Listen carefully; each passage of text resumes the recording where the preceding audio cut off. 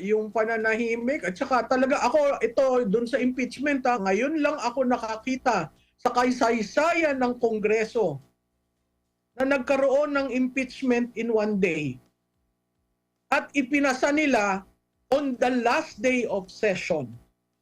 Yun ang makikita mo talaga politika. Kasi yung dating mga experiences natin sa impeachment, magmula sa ombudsman, sa vice president, sa chief justice, it took a while.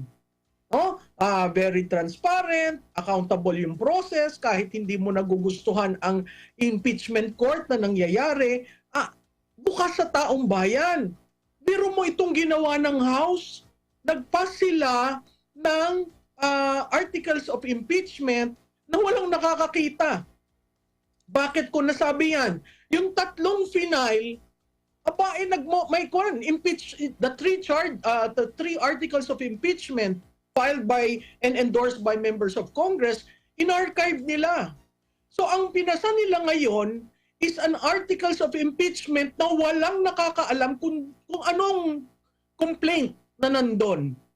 Basta sinabi nila invoking the Constitution at saka yung rules ng chamber o dahil naka-attain na ng mahigit na 1/3. Impeach na si VP at bayaan mo na sa Senado.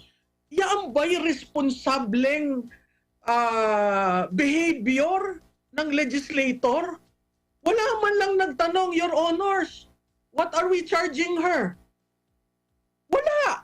Naghihintay ako kanina. Kaya ako medyo nahuli sa inyo kasi gusto kong marinig. Kasi alam mo, nagbibigay pa rin naman ako ng pasintabi doon sa mga legislators na kayang tumindig. Unfortunately, ako'y nalulungkot. Wala man lang isang nagtanong, Your Honors, what are the articles of impeachment? Ibig mong sabihin, nagpirmahan lang sila at kaninang umaga nang natanggap na buo yung 215 Anong nangyari kaninang umaga when the speaker called for a caucus? Diba? Yun ang alarming. Kasi ini-impeach nyo, hindi bali kung minority vice president ang ating current vice president. Hindi po. Hindi rin po siya by plurality. Okay? By more than a majority.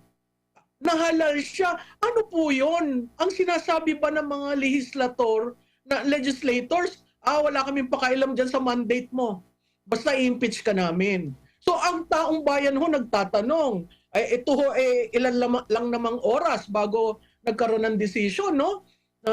Nagtatanong, ano po yung charges na inyong pinagbotohan at nakakuha daw ng 215, kaya verified complaint? Ano po yun? Kasi hanggang ngayon, sa tingin ko ni isa sa inyo, hindi nyo alam. So babalik tayo sa eleksyon.